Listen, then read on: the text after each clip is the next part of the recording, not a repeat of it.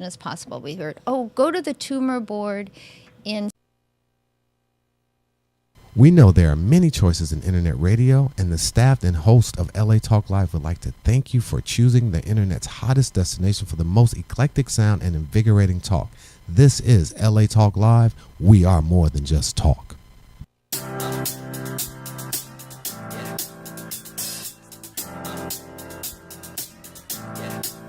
I got this feeling. Hi, and welcome. We are Del and Debbie's Mind, Body, Soul here on LA Talk Live. And my name is Del A.D. Jones. I'm a certified transformational life coach, and I specialize in the areas of personal growth, relationships, and divorce recovery. And next to me here is my wonderful co-host. Thank you. I am Debbie Carlin Boyle, the other half of Del and Debbie's Mind, Body, Soul. And I am a personal trainer, a certified fitness instructor, and a certified health and nutrition coach. And to introduce our show today, I think it's going to be best to start with a quote from Mother Teresa, actually. And the quote is, "Let no one ever come to you without leaving better and happier." So that quote comes from the website of our fabulous guest and her healing and harmony practice. And this is also is a message to others. Today, we'd like to welcome Claire Meyer, who is a devoted mother of 4 and a loving wife who gives so much of herself to others, which led to her book, Healing and Harmony, which we're going to discuss in detail today. So without further ado, could you please welcome my amazing friend, Claire Meyer. Thank you, Claire. Hi, Claire. Thank you so much for joining us today. I think the timing of your appearance on our show is very appropriate, certainly for me. So I'm really looking forward to this hour with you. Thank you for having me. I really appreciate it. Oh, we're so happy to have you here. Thank you for doing this for us. Yeah. And I feel like you have created something that I don't think the general population really knows about or would even think about when there's a crisis in a family and somebody gets ill. I don't think that there is enough awareness on how to handle them, the situation, the care, and to heal them and make them feel like your whole world turns upside down. Exactly. And you've created a way to help people get through these times, and that's what we're going to focus on today. And also, exactly, not only is it about the patient, but the caregiver, how you can take care of yourself so that you're more able to step up and take care of those that are in need. So we're going to start where we exciting. usually like to start on our show. We like to get to know how the person got to the thing that they've created and made such a success at. So let's start from the beginning on where you were born. Oh my goodness! Okay, Yeah, that far back. it was quite far back, but I was born in San Francisco, and my mother had a rooming house on Ashbury, 3 blocks from Haight, in the beatnik era, not the hippie era.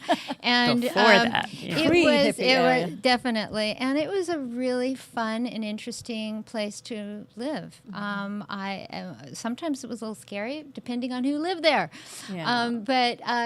And I really learned to be really self-reliant. I was really on my own, but I had all these interesting people to look through the keyholes and to get to know, and it was a great place to live. So were you an only child, and was she a single mother? My mother is a single mother. My brother lived with us as well, and different relatives would come to live at different times in different rooms, and Sounds that like my house. I know you guys have such a similar story in Isn't 2 that different countries. interesting? Yeah. It's so interesting. So I think the first time I really began to be a caregiver was I was been thinking about this because I was coming here and I realized, my goodness, I was about 6 or 7 years old, and my aunt came to live on the 2nd floor of the rooming house, and she'd had a terrible car accident and she wasn't able to walk.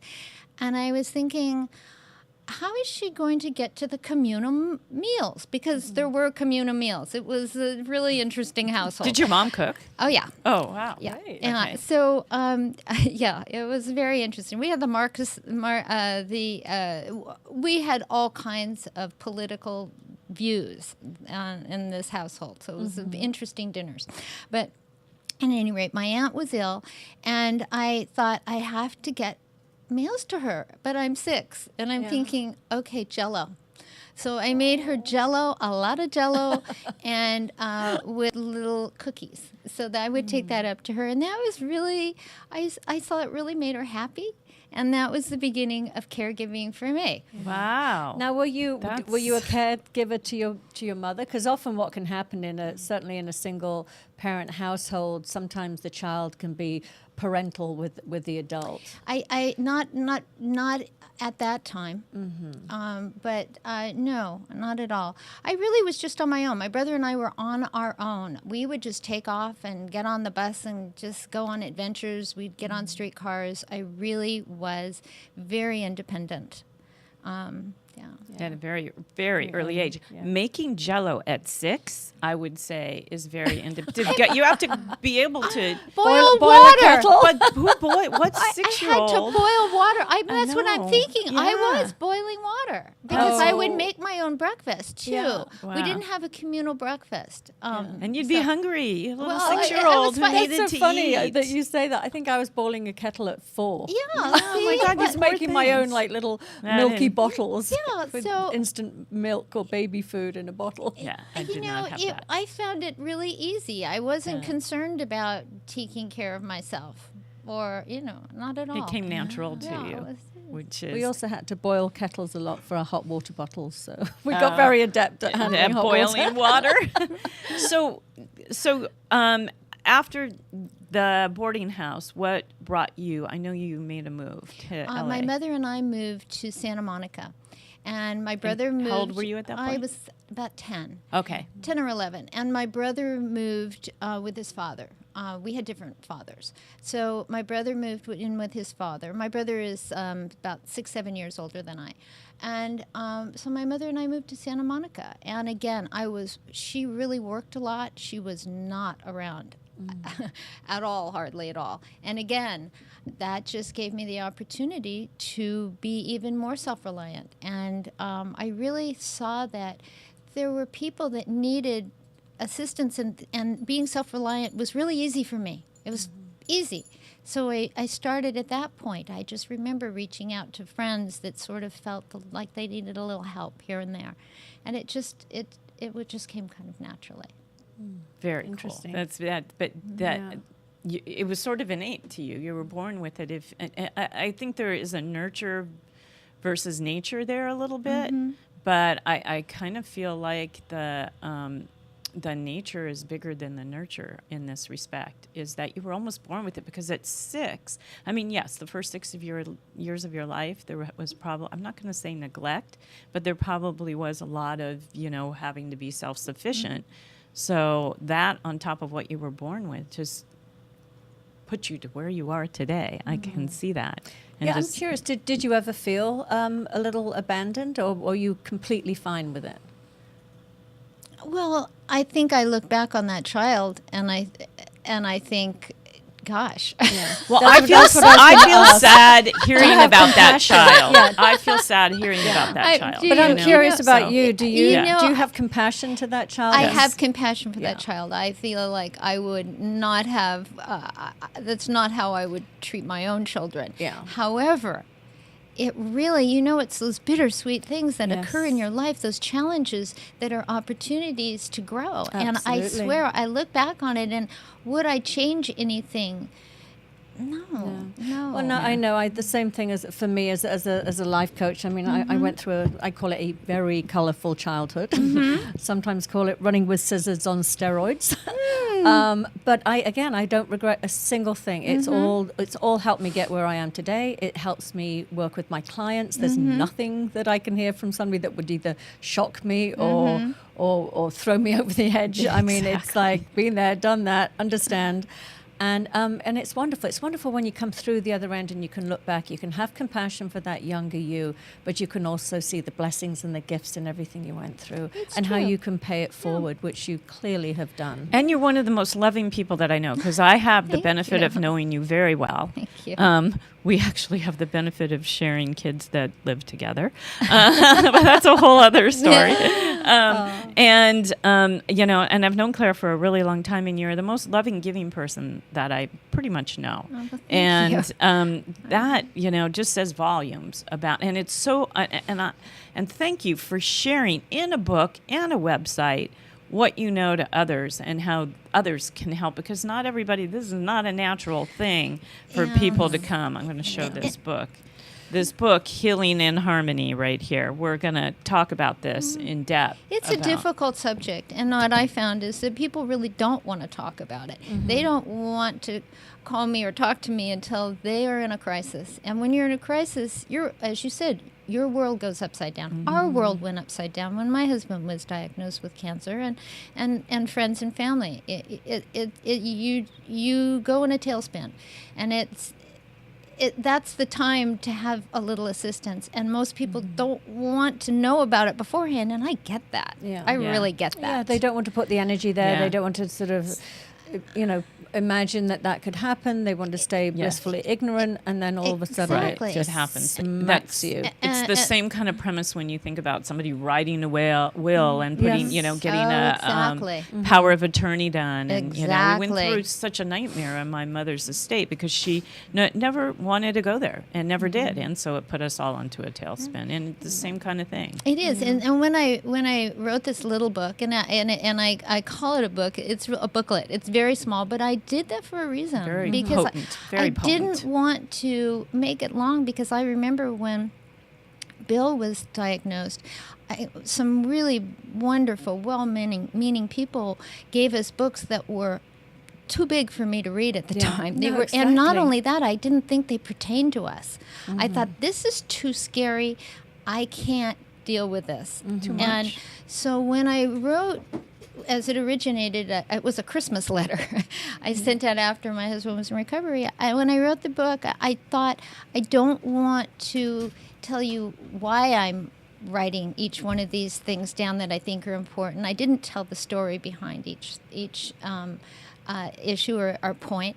I just felt like, let's make it really simple, something that people can digest quickly, because you need something quickly. Yes. Can I just, So, yeah. talking about that, can you just give us a little example for our listeners that might not understand what you were saying? So when the book, I love your intention. I love your intention to just not overwhelm somebody, but to really be concise, easily digestible, To the yet at the point. same time so compassionate with the story, so that people can understand. So do you want to maybe just share one of those? Yeah, with and I us? think maybe I'll just tell you about when my husband was first diagnosed, I learned something very quickly that day, and I noticed that when I wasn't worried at all. My husband went in to have a little lump removed in his neck, and I brought all my paperwork with me, and I'm just reading and not thinking about it. But what I did notice is that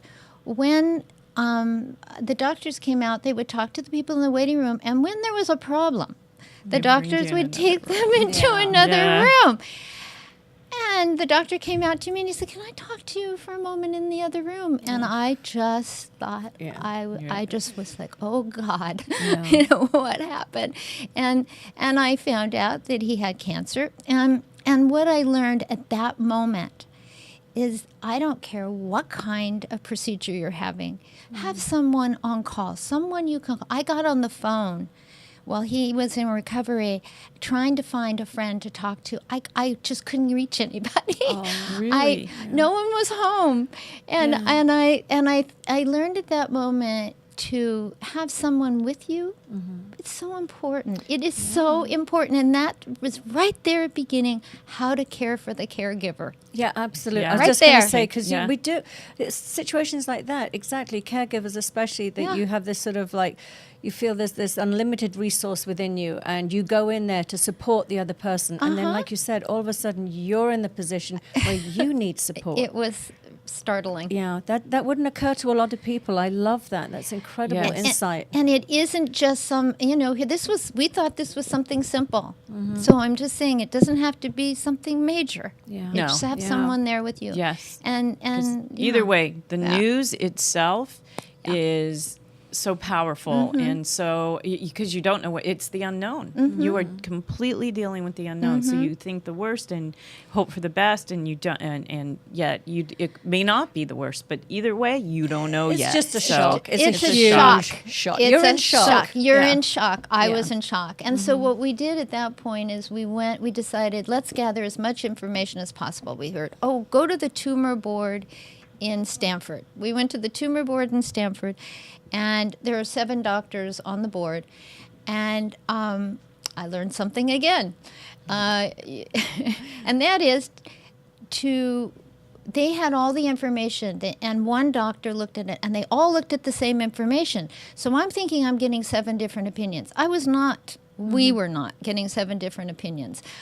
They told my husband, go home, put your affairs in order. You have stage 4 cancer. You don't have long to live.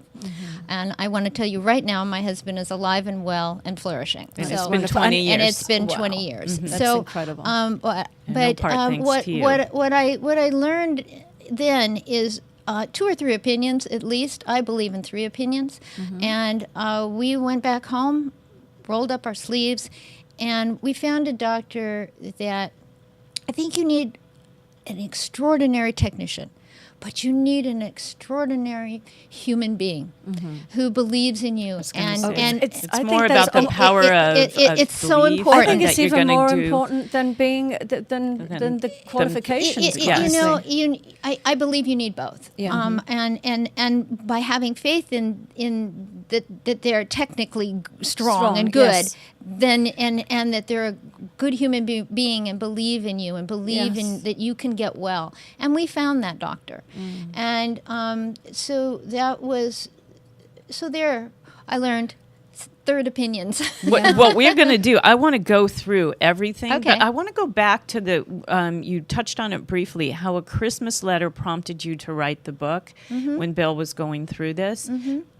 What was the content of that Christmas letter? Well, you don't have to be specific. That's okay. But It was yeah. after he was in recovery. I guess it took him about 2 years to really get back on his feet. I mean, he weighed 200 pounds to begin with and dropped down to 129. So he was gravely ill. Yeah. But so he's in recovery, doing well, and I thought I want to write some of these things down that we did that seemed to affect the care that he was getting in the hospital. And so I wrote the book. It's essential tips on how to maneuver through the medical community, dealing with the basic, really important things that are just medical. But you wrote the book after the Christmas letter. Right. But so what I did is that I put everything down in the Christmas letter. Well, I put not everything, but I put a lot of things down in the Christmas letter. And then what happened for the next couple of years is people would ring me up and think, remember that Christmas letter that you wrote? Okay. That's what I was getting at. Yeah. So that's how it all tied together. So People, the need. They just kept. I kept printing up more and more and more and more, and then I kept adding to it because there still were things that I was learning, and as I was learning from the people that were contacting me, I found that I began assisting people in hospitals and with whatever I could do, and I saw the benefit of it. And each time I learned something more, so I kept adding to the Christmas list that eventually I thought, I think I'm going to put this down in a very small little format. Yeah. And Yeah, that's what I did. simple. So Simple when and you direct. hand a book like this to somebody who's Yes. going through it, they can take the time in a matter of 45 minutes and get through this, and it just will make so much sense to them, and how to handle each and every step. I love this book because you go into the detail on each process, both from the logistics bullet points, but also from the spiritual and technical, from the spiritual end of it, and how our part has family members and people who love and care about the person going through it, have to be handled and have to handle it and handle them and handle the staff. I mean, you just have done a brilliant thing Thank with this you. book. Thank you. And also, I think a lot of people feel that it's one or the other. They either have to go through the Western medical route or the holistic route. And my perspective has always been a complete combination of both, and I think that's what this book speaks to, is that that you put your trust in the medical community, but you also do your part. It's you don't abdicate responsibility. No, It's a partnership. So many people do. What we felt and what I've said for years is that it was a handshake, a beautiful handshake. We did very aggressive traditional medicine, and then we also did alternative with,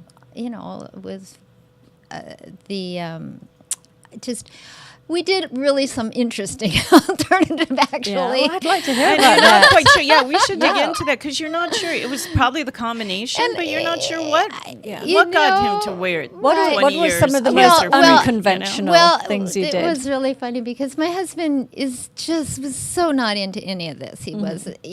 We actually, one of our big fights when he was first diagnosed, he was having one of our sons sneak in Diet Pepsi or Dr. Pepper. Okay. Oh, I was so mad at him.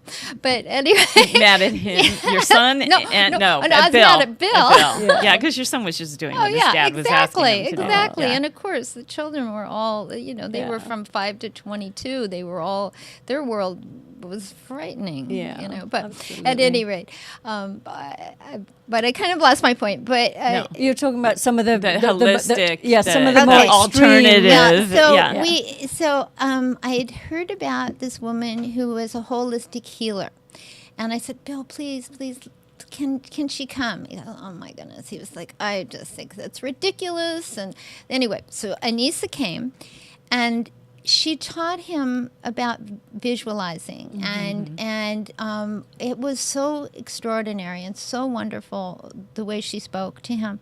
And after she left, he said, when is she coming back? Oh, How powerful is that? So it was really good for him, and it came from somebody other than me, yeah. which was really Which good. is always a good You thing. know, Because he'll be so- like, okay, enough Right. with you. But Yeah. then you bring in a So, third party. and then we went to, and believe me, I'm not advocating this at all, but we went to somebody we called Voodoo Bob.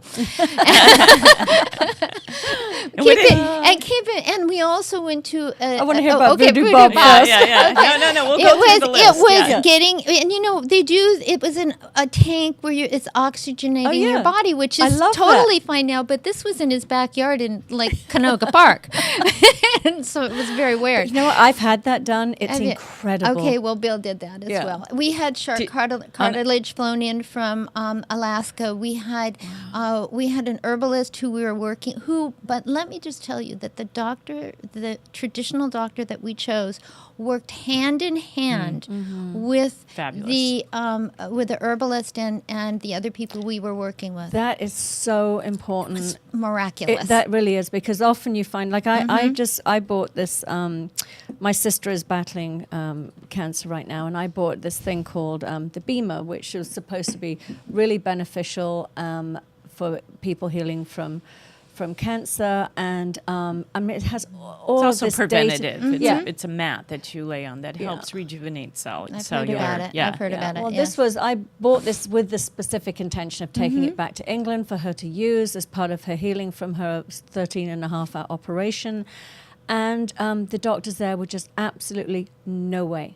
And even though there was so much literature and they could have looked into it and everything, they just were just not interested. They were like, no, if you do that, then you don't continue with us. And it was hard. It was hard because I really had hoped there would be that, as you said, that, respect for each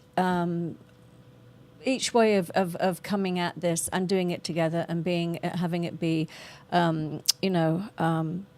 a joint effort. Like harmonious. Between, exactly. Which is what you sought out so and that's found. wonderful to know that the Western doctor was open to, the Voodoo Bob and whoever else. Because you have to do that. Yes. So do you find, I mean, you have a lot of sisters, and so do you find that, is it frustrating for you not to be able to give your sort of 2 cents about having sort of another No, I'm very, very. Even though I'm a coach, it's quite funny. I'm very hands off. I'm very respectful of boundaries, and each person's journey is their journey. And I will be there, and I will offer. But if for any reason I hear no, I'm like completely back off. Okay. It's so. It it warms my heart to hear that there are doctors out there that are prepared to do both, because I also know it can be the other way. It can be, you can be a holistic doctor that will just say, the second you do anything that involves Western medicine, I don't want anything to do with it, and it just feels like all or nothing to me. It's We like, heard why? that. Yeah, we heard it that as should. well. They We should did. We definitely really heard that. come together. Mm-hmm. When I my pregnancies, I was hell bent. I did the Bradley method of childbirth, and I was hell bent. You did, of course, and I was. Why did I not just know that? And it was hard to find a doctor, but still be in the medical situation. I didn't want to do it at home, high up in the mountains in Malibu. I wanted to be in a place where if something did go wrong, I would have that benefit. But back when I was having kids, some of the first hospital I chose, and even though my doctor said yes, absolutely 100%, no intervention.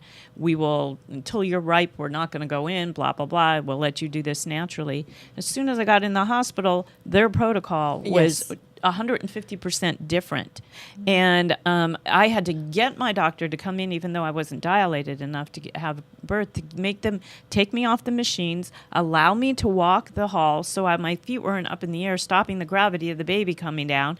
And because I had a really strong education in childbirth at that point, and I did not want the intervention in that respect. I just wanted to be there for the just in case part. Yes, exactly. And I didn't go back to that hospital for my second child I had because exactly the same did you? experience. Yeah. I got in there. They did the same thing. The nurse, she was like, "What are you doing in here? Why did you even bother coming into a hospital?" And I was like, Oh my in the goodness. midst of giving birth, the turnaround for me to be in and out of that hospital was 6 hours. Me too. Because mine was at Cedars. Mine Absolutely. too. we had the same nurse. But she was such a bitch. Really. I was like, they even said to me, they said, "Oh, this baby's so ugly. It's covered in white stuff. Let's scrub the baby, and he'll be much prettier." Baby ugly when I it first comes know, up. This is because a I person wouldn't let them who's- have them. I have my Yeah. baby. I was like, he can warm up. They said, "Let's put him under a light." I'm like, it's my body. He's going to warm up with my body. Yeah, which is part of the Bradley. Exactly. Yeah, I'm education. gonna rub the nice waxy stuff in him. You don't have to scrub it off him. It was Oh like my they were gosh. so happy to see the back of me. And that's the thing. It's it's what we're talking Yes, about. You're what you're dealing up with against. what you want, what you naturally want to do and know is right against the medical situation, and to find that merge where you can find the people, the right people that will work together for the better of the patient and the outcome of that, instead of letting egos get in the way and protocol get in the way and even their education get in the way. I feel 'cause often is we're so intimidated. miraculous that you were able to create that. Yeah. Well, you And- know, what we found actually at UCLA when my husband was there for one of his surgeries is that I liked what I call creating a healing and harmony environment. It was really, I started doing it for myself. I knew I was just going to be in the hospital, and I knew that I wanted to create for Bill and myself sort of a homey kind of feeling. And so I put medical supplies in baskets. I brought in a throw pillow or two. I brought in a pretty blanket, and I played really beautiful, beautiful music, and I did aromatherapy, and I would read to Bill out loud. Wow. This is great. So Yeah. what we're going to do is we're going to take a very quick break, Very and we're going to 2-minute come back, break. and we're going to go through everything you did and why, how you did it and how it, how it manifested in itself, the way you've organized the book, Yeah. if that's okay, So because just I think great. it will help our listeners to a lot. empower those caregivers out there Yes. to just not feel like you don't have a say in the matter. So yes, join us. We are only gone for 2 minutes, and Yes, we'll be back. and you could go to our Facebook page, make a comment, write a question, Del and Debbie's Mind, Body, and Soul, right on Facebook. Okay. We'll be right back in 2.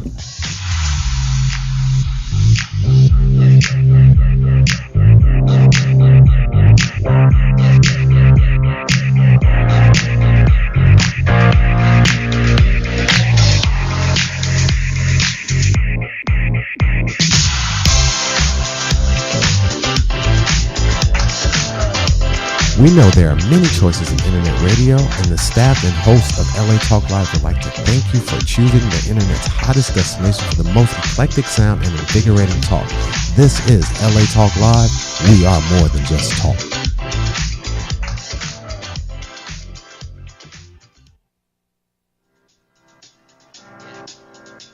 Hi, I'm Del Lady Jones, and I'm a certified relationship and divorce coach. And I'm Debi Carlin Boyle, a certified personal trainer, fitness instructor, and health coach. Join us on Tuesdays, 2 p.m. Pacific, for Del and Debi's Mind, Body, Soul, and everything in between, exclusively on LA Talk Live. Become part of the conversation with expert guests discussing life-changing topics such as relationships, divorce, longevity, parenting challenges, dating, intimacy, and so much more. We would love to hear your opinions and questions, either on our Facebook page or by calling us directly at 323-473-3100. We are Del and Debi's Mind, Body, Soul, and everything in between. Tuesdays, 2 p.m. Pacific on latalklive.com. You can also catch us on iTunes Radio, R&B, and now live on Facebook, or watch and listen directly at latalklive.com. And now on our YouTube channel, Del and Debi Mind, Body, Soul. Reality radio handcrafted for your listening and viewing pleasure. This is LA Talk Live, and we are more than just talk.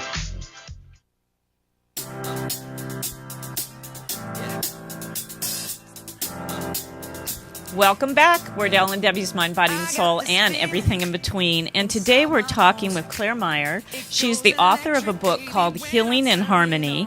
And basically, it's essential tips on how to maneuver and get through with the medical community when somebody in your life is going through a medical condition, a medical situation. And the book breaks down in such beautiful ways. And if you don't mind, I'd like to go through sort of the bullet points of the book to help our listeners understand the process. We talked a little bit about what brought you to do this in the first place when your husband Bill was so sick.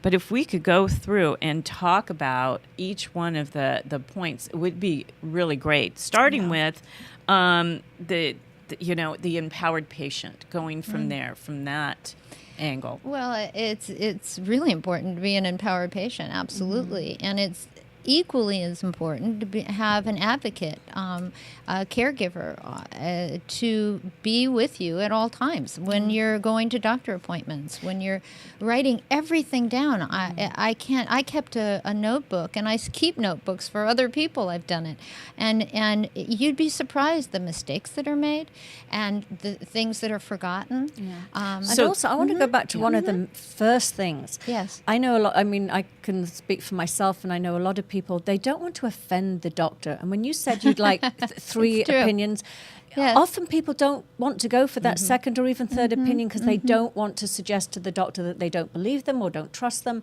So they just stay quiet. And that's, again, you've just immediately handed over your power. Absolutely. You've got to be empowered. You have to ask questions. Continue to ask questions until you understand. I mean, there's so many points of just...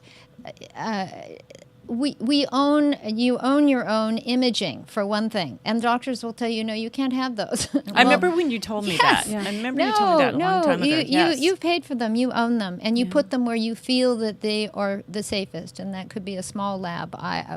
I wouldn't leave imaging that Bill had at UCLA, and I waited one night, and I got Bill home, got him settled with someone, and I went back to UCLA and waited till 11:30 at night, and they finally handed it to me.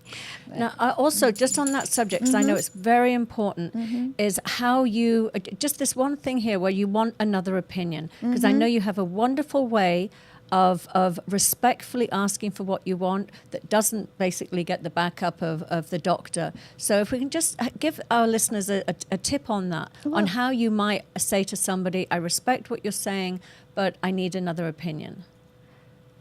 I never really told another doctor I was getting another opinion. Oh, I you just didn't? went Okay. and got more opinions. Okay, Did they ever great. suggest? I know sometimes doctors go, you're welcome to go get another opinion. You know, They'll say that. I have heard that, but really for us, it was after the tumor board, after the 7 doctors, we just went and got more opinions. Okay. And So you didn't commit to a no. protocol of treatment. No, You decided but to educate yourself first. you have to not be intimidated by doctors, and Yes. doctors can be intimidating. Very much Absolutely. so. Very So, much. yeah. And even when they don't intend to be, we just Right.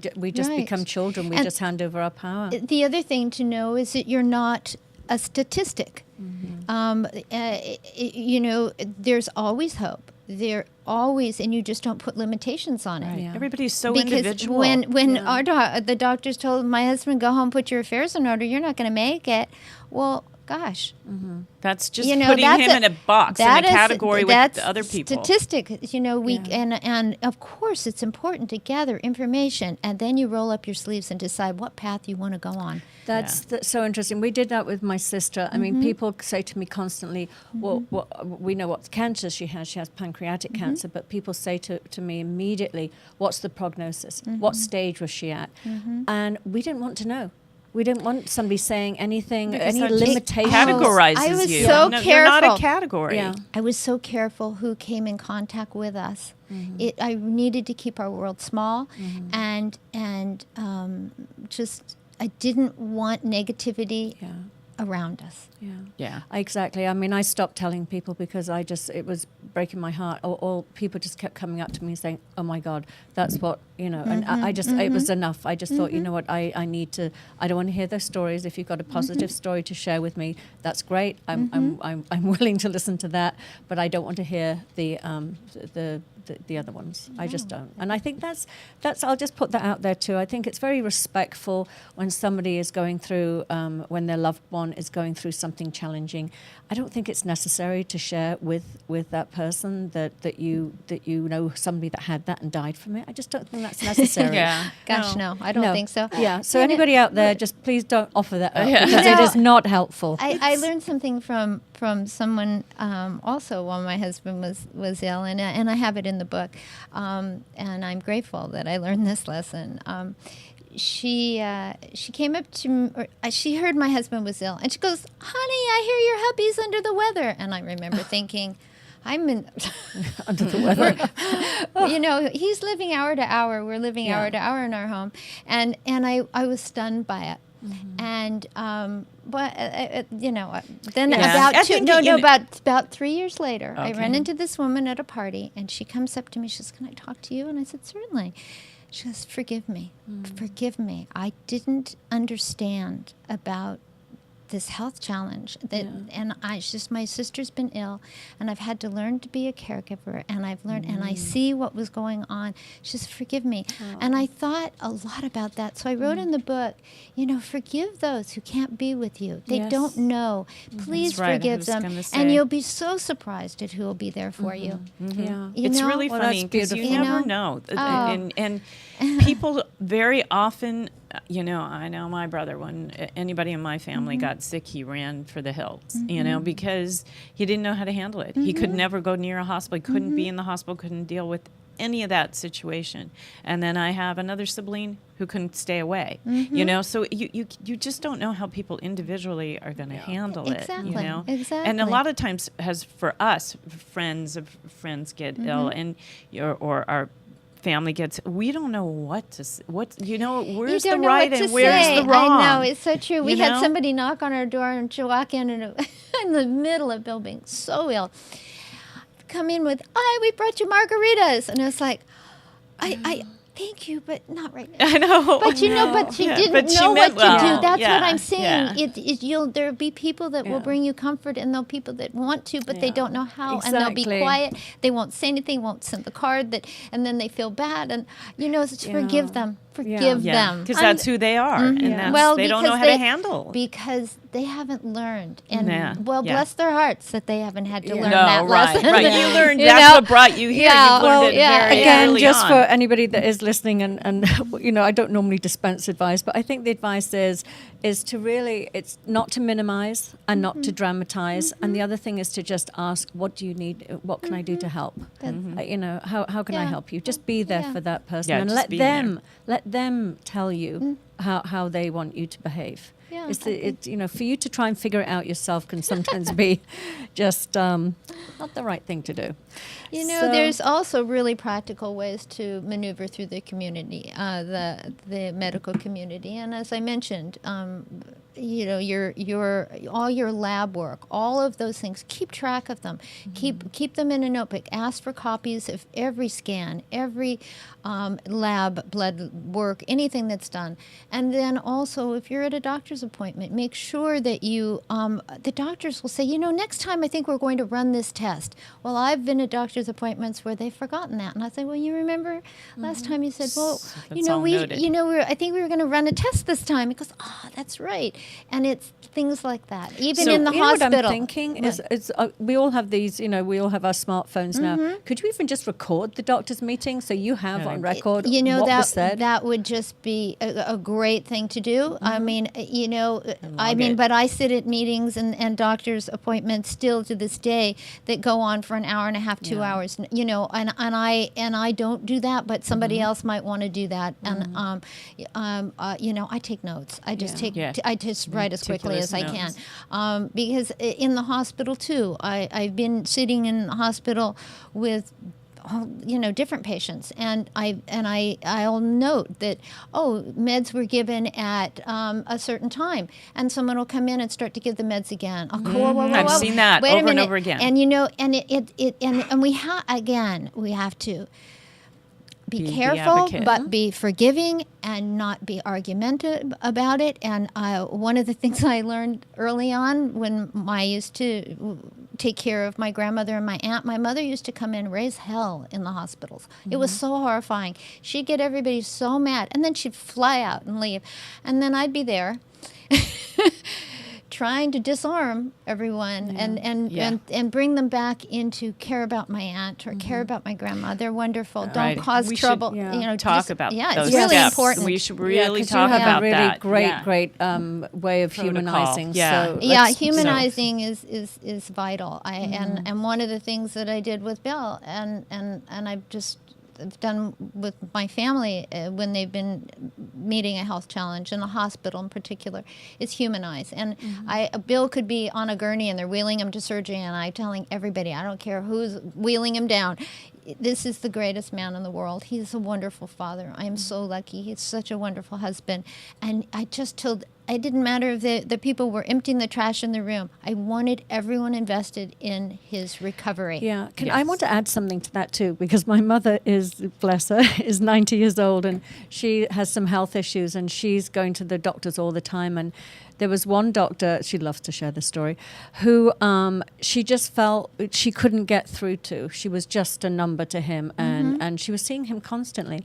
And she said, one day I'm sitting there, she said, I just couldn't resist telling him that I just loved his curly hair. Perfect. And where, perfect. Perfect. And so all of a sudden Yes. she's like, oh my God, where did you get that curly hair from? It's gorgeous. And he was so taken aback, she says, and he immediately started sharing it with her. Well, it was, I got it from my mother, and she really loved that I had curly hair, and she used to do my hair and even put me in a dress when I was little. Perfect. And so she humanized him. I was just going to say, it's not just the patient that exactly. you need it's the other way it's around. true. It works Yes. both ways. So there's a relationship then. One of the things that I say is be kind to everyone and disarm those who are cranky or distant. And I did the exact same thing, and I do it to this day. I do it in all kinds of situations because it makes an enormous difference. Yeah. It's like takes people's armor down. Totally. It's such a beautiful thing to behold. Right. Yeah, and if you ask about their life too, they're going to be more interested in your Right, life. yeah. It's just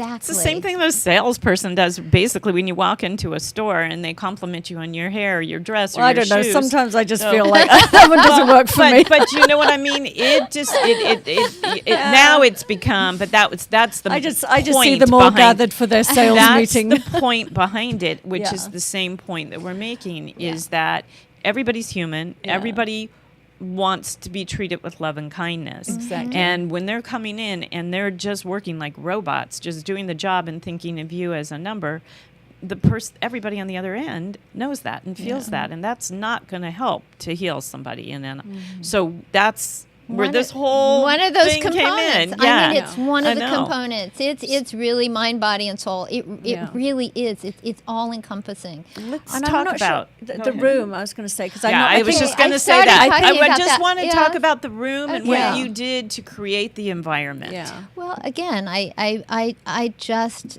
music and. So you The brought in baskets music.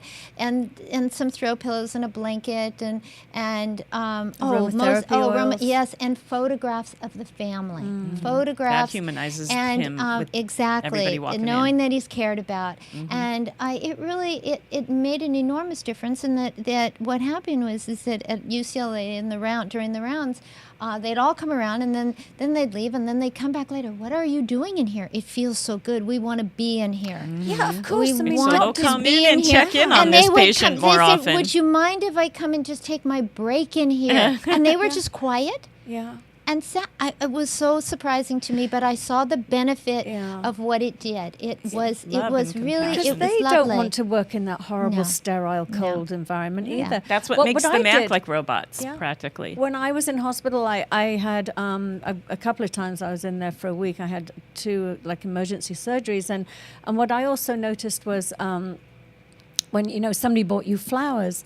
I would give, if I had 2 flowers, I'd give one to the nurses to put it in their nurses' station.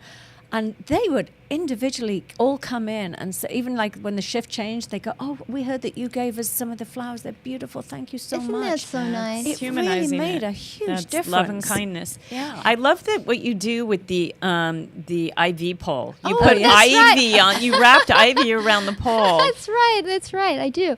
The idea is to be in gratitude for nature as well as technology. I don't know. There They was just should. something about that merging. Merging. And so also when you look at an IV pole, usually it's like, I can hardly wait to get this thing out of my arm. Yes. And I thought, well, let's think about it in a different way. Let's think about, I am so grateful for what's going Absolutely. through me to get me well. And I'm reminded of that by the IV pole. It was kind of funny, but it was sort of sweet. and Was it people so? liked You'd it. bring in fresh IV and No, just go no, in I and went. go, okay. I went to Michael's and I got IV that IV. looked like a Yeah, fake looked IV, and yeah. And rolled it. I did do And that that. right so away will cute. spur anybody who walks in that room, because that's not a photograph for flowers. Yeah. That's very unusual. And That was that funny. that's When we were at UCLA talking about attitude and a presence in a room, there were 2 women there, and when Bill was there actually, and they had the exact same thing. I mean, exactly. And one was younger and one was older, and the younger one was the most negative human on the face of the earth because the nurses all told me that. And the other woman was positive and had a good attitude. They enjoyed working with her. And I'm sorry to say the younger one passed away and the older one survived. But I always thought about that. I thought a lot about that when I was writing the Christmas letter, and that's a story I have never actually told before, but I thought about it. I thought, boy, here's a woman who undoubtedly wanted to live and be well, but she repelled the people who were there that wanted to. That were take care caring of for her. She was negative, and she had lost hope. And here's another woman who older had hope, and embraced the people who were there to care for her. And I'm not saying she passed away because of that, but I just thought that But it's it was a very lesson. powerful. There was a lesson Yes. there for me to learn. And It that- wasn't that she was getting, what's the word I'm trying to find? Inferior Care or care. anything. Yeah. No, It was no. really about the attitude. Yeah, and it's the the power of openness. positive thinking in So- any realm. And love. To and create. I was sharing with you earlier that Yeah. my somebody I know always says the two components for healing are love and laughter, and to just and I think it's so And true. spread it. Yeah. Just spread Yeah. it. You There was know? Joy, the old book, laughter. that old book by Norman Cousins about laughter and illness, and I can't recall the name of it, but I love that book. Well, and it's you true. talk about what you watch, the TV you Oh, my watch. gosh. Yes, talk Yeah. about Well, watching something that is uplifting. It's true. and- I had a friend, a really, really close friend. I have a friend and he had cancer, and his parents came to take care of him, and it was during the OJ trial, dear. and they were listening to the OJ Ay, trial ay, ay. constantly, Wow. and I would manage to sort of slip in there. Maybe we could just change the channel, and I took him out actually, and we went to a comedy, a movie, and we did, and we really talked about it, and he got them to turn the OJ yeah. trial off. But yeah, so Yeah. it seems so negative. Yeah, but like you say, just put a comedy on, laugh. I mean, just the we joy did of life. so much of that. We listened to we listened to old Johnny Carson shows, and that was really, we would laugh so hard. And Bill had he always had a IV, or he had an IV pole. He had it at home, and he would wheel it in, and we'd watch old Johnny Carson. Smart, Oh, really laugh. good That's stuff. wonderful. Really good stuff. Yes. And then we also let's see. We talked about the environment, honoring the power of the spirit. You have a whole section on that in your book, and we're talking about the which we've touched on a little bit here. The woman that came to our home, Anissa, and she was teaching Bill about the power of visualization, and what he did is he visualized himself with our children at different times in their life, at marriages, at graduations from high school, different things, picturing us walking in the future. In the future, exactly. So he was visualizing what he'd like to do in the future, and I think he was so amazingly brave, and it's a form of meditation, and it probably helped with any pain that he may have been going through too. Living visions. It's like put yourself 10 years ahead and see yourself in that situation. Describe every detail. Smell the smell. If you're on a walk with your family or something, smell the flowers. I mean, really create and see yourself there. It's such a powerful. I bet. Yeah. Would that work with your sister, or would that be overstepping? Well, no, I would definitely suggest these things to her. She's not as, I think we're much more open to that over here. I mean, my sister tends to be a little bit more sort of very British and matter of fact, and but who knows? I'll be back there in a few weeks, and we'll see again. Let's get the feel for it. But even visualizing, also, I know that there are certain patients that will visualize almost like a little Pac-Man. That's what Bill chomping did. away He at did. the cancer cells. That's exactly what he did. Yeah. That's exactly what he did. He did. Yeah. He visualized that, and he worked very, very hard to get well. Well, clearly it worked. 20 years yes. after a stage 4 diagnosis. I know. That is miraculous, and Yes. it's wonderful, and it's very hopeful for a lot I of used to people. drive him down to sit on the beach, so you sit as close as he could to the foam of the ocean, because it's the oxygen, ions, and the oxygen level is so wonderful and so The healing. negative ions. Yeah, Which yes. is good, and even walking on the beach, Yes. letting your feet, Yeah. letting the Yeah. touch of it come through And to your he, body. He would walk with our daughter, and it's interesting because our daughter now, she's a recognized artist, and what she does is she does work that is a combination of adding technology with nature in her work, and that's what it's derived from. Yeah. Wow. Wonderful. Yeah. And how Her old was she childhood. when She was 5. she was the She's young. 5-year-old? Yes, Wow. yes, yeah. Beautiful. Yeah. Yeah. Gosh. Beautiful, very talented daughter, may I Yes, I'm say. sure. May Yeah. I say. And you guys have enjoyed many wonderful things that you guys have enjoyed We together have. over these last 20 years with Bill. Fortunate. And it's so, with Healing in Harmony, and there's just so many things in here. I feel like that we, that anybody who's going through a crisis or in the hospital or going through disease could touch on. We've touched on the music, the environment, pictures and photos, design. So you go in and you talked about the pillows and the... I think that, yes, we talked about that, but there's one thing I think that's really important that I'd really like to share. And that when someone's challenged with an illness, and a serious illness, and they begin to lose weight, and they have an issue with their weight, the one thing I have found over the years that has worked so beautifully for so many is, it's really simple. Adding 2 tablespoons of olive oil, flaxseed oil, Udo's oil, one of the good oils, to every meal.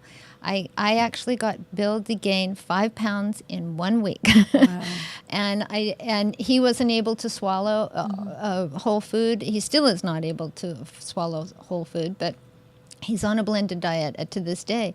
But it's amazing what it can do when they get thin and they need to gain weight. I just can't say this enough. I tell people so often about this, and it's like a little secret, but it works so beautifully. And it's not a harmful way to gain weight. You can put it in an applesauce. You can put it in a milkshake. You can put it and you don't even taste it. Yeah. You don't even taste it. And in fact, it makes food taste nicer. It's good just oil and it's good fats that our bodies need. It's just so I really think that's really something really important for anyone who is facing a health challenge. Lots of avocados as well. Yes. And do you know that Bill gets an avocado almost every day? Oh, good. I'm always it's calories. I'm always trying to get calories in. And good calories. Those avocados have so many properties that our bodies need, and it's good. I eat a half an avocado every day. Wow, it's so good for your skin. It's really good. Yeah. When people ask me that in my practice, I say, learn to like avocados if you can. Bring them in. We've talked a lot about, the caregiver, how to help facilitate, a more, as pleasant an experience as possible in the hospital with the environment, how you deal with the doctors and the partnership and advocating for yourself. So what about the caregiver now? What can a caregiver do so that you maintain your strength, your optimism? Because it's so hard easy to get worn down. Because often, I've noticed too, often patients, there's clearly it's a very upsetting situation, and sometimes they take their frustration and hurt and upset on the person that's closest to them. So can you give our listeners any tips on how to not take it personally and how to really... I'm work in progress about being a caregiver. I've been a caregiver nonstop, basically. I mean, really. It can get tiring, and exhausting. and so I mean, it really is important to take care of yourself. And I'm as I'm getting older, I'm thinking that I need to take even better care of myself because I get a little tired. Of course, I do, and so I'm really doing little things to help myself. Massage, just some time to myself. I mean, my husband is very independent, but does he have issues to this day? Certainly, he does. And he needs some assistance with those issues. And what I found for myself, and I would encourage others, is don't spread yourself too thin. I mean, if you happen to be a people pleaser type, and you want and you see there's a need, I've lately had to pull back, and I heard a saying that I think I shared with Debbie the other day, and it's when people pleasers stop pleasing, people are not pleased, and I have some people who are not really pleased with me right now. Well, they have to step back and take but I really look. realized that when I heard that little saying, that just resonated with me. I thought, wow, I have, my therapist has two things I want to share here because I just love them. On that note, sometimes if you are a people pleaser, yes, when you stop pleasing, yes. Constantly putting another person first, they can be upset with you, but that's also, so what he taught me to do is when somebody was upset with me, to recognize that as validation that I was actually growing and getting healthier. Yeah. So that was one thing. And then the other thing he shared with me, again, as it's somebody that tends to give too much, is that resentment is your body's natural way of saying that you've given more than you can afford to give. So really pay attention to that. resentment. So true. To not just suppress it and blame yourself or feel guilty for resentment. Just hear it as a little alarm system going, you are giving more than you can afford to give. So step back and refill that well of which is so important. Yeah. We Exactly. had a life coach on here not too long ago. One of the things he said after he got to know me, one of the things he said to me is, "I'm going to teach you and put you on the no diet." And I said, the no, K-N-O-W, no N-O diet, which is the way, because he's in fear that I have always ignored myself over all, I mostly deal with situations and issues within my family and survival, and that but I'm a pleaser. I want to please everybody. So I say yes to everything. I volunteer for everything that I can.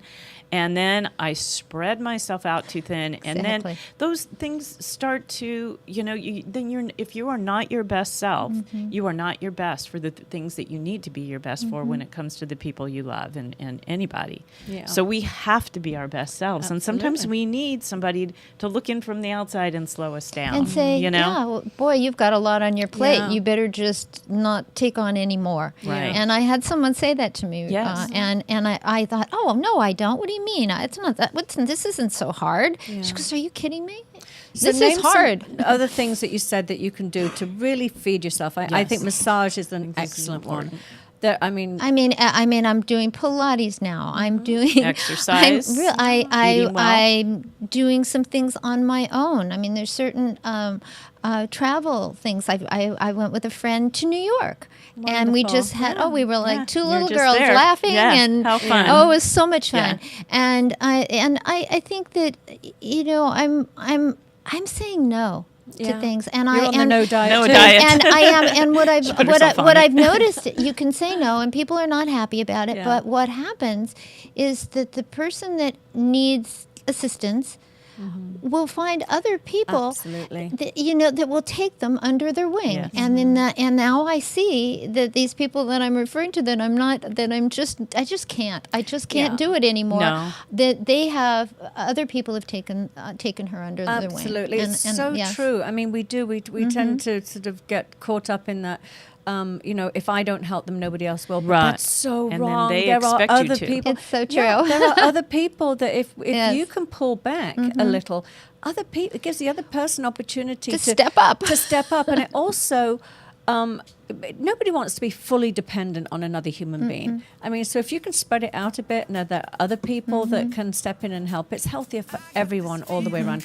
So we are getting to the end here. So we want you to share your website and where they can buy this beautiful, incredible book that will. My booklet. Yes. Well, just because it's really intentional. It's a guide. It's an intentional It's guide. a guide. Exactly. Yes. There's some great wisdom in here also, Thank not you. just all the right. tips. Well, So it's healingandharmony.info, and it's on my website. Yeah, beautiful. Right? Thank That's you one- so there's much. then other you can things buy on it the directly on the website. Absolutely. Yes. Yeah. Amazon. Okay. Well, I need a Fabulous. couple of copies of this to take back to Wales with me for my I think family. it's Thank you. So necessary. Yeah. Claire, you. this is, we can go on for a very long time Yes. about how to be a caregiver and how to, really heal somebody in the right way compared to the wrong way. And you have it goes just against our grain to sort of put the oxygen mask on ourselves first, but it's such an important. But it's so important. That's true. And to I'm do glad that. that you've turned. I've known you a long time, and I know what you've been through and what you're going through with other family members. And I applaud you. And at the same time, I believe what you're doing now is the best for everybody, including yourself. Thank you. That's a big Thank thing. you so Thank you. much Thank you for sharing joining your us story. today. Thank you, everybody. Del and Debbie's Mind, Body, and Soul. We'll be back next week at 2 Yes, p.m. thank See you you right so here on much. LA Talk Live. Bye. Bye-bye.